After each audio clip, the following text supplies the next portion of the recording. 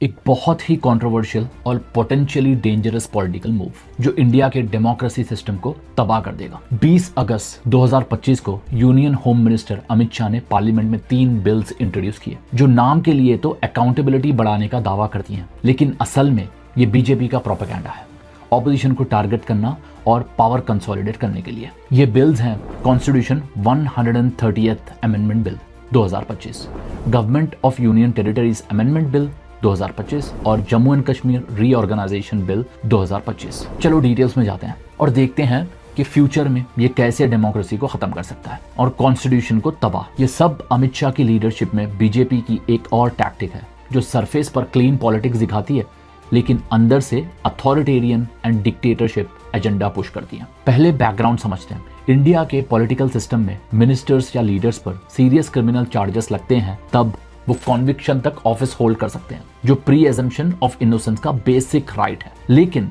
ये नए बिल्स जो अमित शाह ने एग्रेसिवली पुश किए हैं कहते हैं अगर CM, chief minister, union minister या स्टेट मिनिस्टर को किसी सीरियस ऑफिस के लिए अरेस्ट किया जाता है जो ऑफेंस 5 साल या उससे भी ज्यादा है और वो 30 दिन तक लगातार कस्टडी में रहे तो 30th डे पर उनको रिजाइन करना होगा, वरना ऑटोमेटिकली रिमूव हो जाएंगे। और ये बिल बीजेपी को एक तरह से अनलिमिटेड पावर देता है ऑपोजिशन लीडर्स को बिना ट्रायल के हटाने का।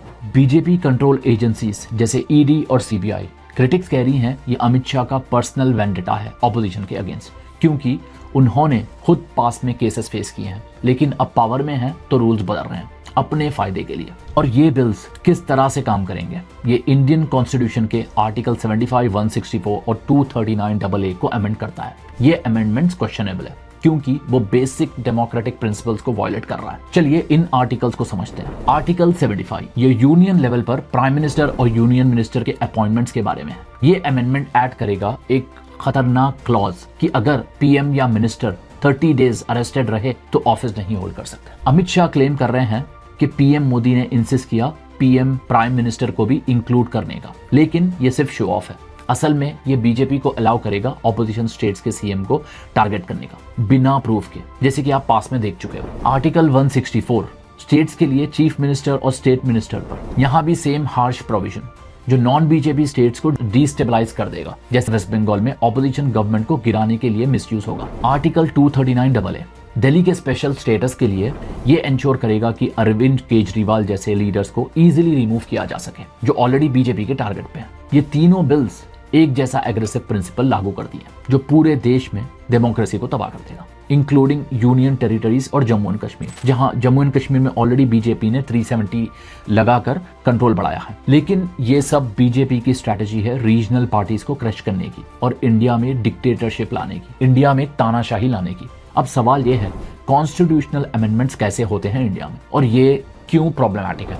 आर्टिकल 368 के अंदर अमेंडमेंट्स के लिए पार्लियामेंट में स्पेशल मेजॉरिटी चाहिए लोकसभा और राज्यसभा में, लेकिन ये बिल स्टेट्स को अफेक्ट करता है तो हाफ स्टेट से रैटिफिकेशन भी लगेगी जो बीजेपी अपने अलायंस से मैनेज कर लेगा।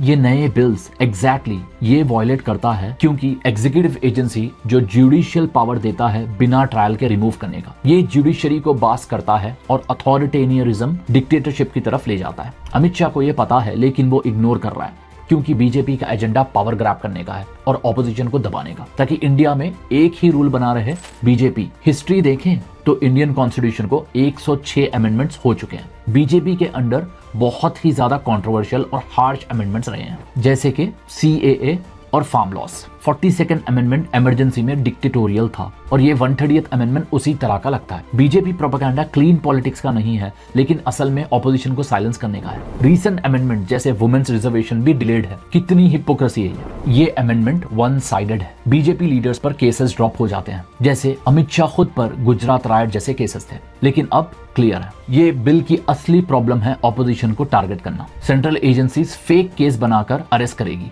30 दिन तक कस्टडी में रखेगी और लीडर्स रिमूव।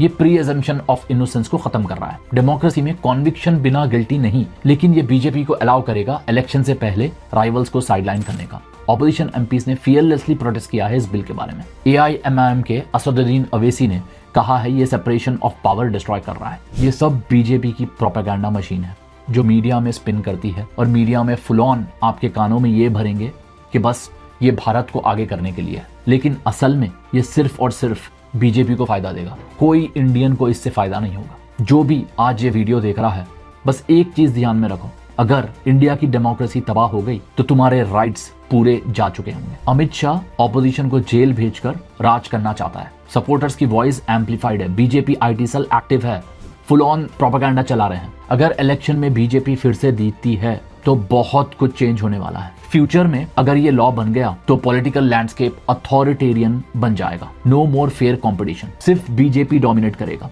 कोई लड़की सेफ नहीं रहेगी। आप देख रहे हो कितने केसेस बढ़ चुके हैं 2014 से, कितने ज्यादा केसेस लड़कियों के ऊपर हो रहे हैं, रेप केसेस, मर्डर, और माइनॉरिटी को क्रश किया जा रहा है। ऐसे ही बहुत कुछ चेंज होगा और आपके माइंड में मीडिया और बीजेपी का आईटी सेल एक ही बात फीड करेगा कि तुम खतरे में हो। भारत को इस बिल को क्रिटिसाइज करना चाहिए क्योंकि इंडिया को ये पोलराइज किया गया है और ये बिल उसका एक्सटेंशन है। अगर आपको डेमोक्रेसी को बचाना है तो ऐसे बिल्स को चैलेंज करो। लाइक, शेयर एंड सब्सक्राइब, क्योंकि पार्लियामेंट में ये बिल्स डेलिबरेटली लाए जाते हैं और नेशंस को देखना है कि ये बीजेपी प्रोपेगेंडा पॉलिटिकली अकाउंटेबल हो, बर्बाद कर देगा इंडिया को। इंडिया कोई सुपर पावर नहीं बनने वाला है।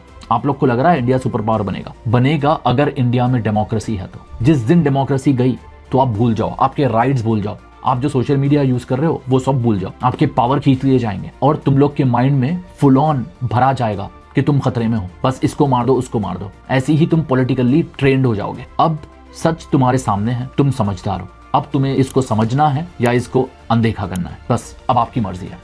जय हिंद।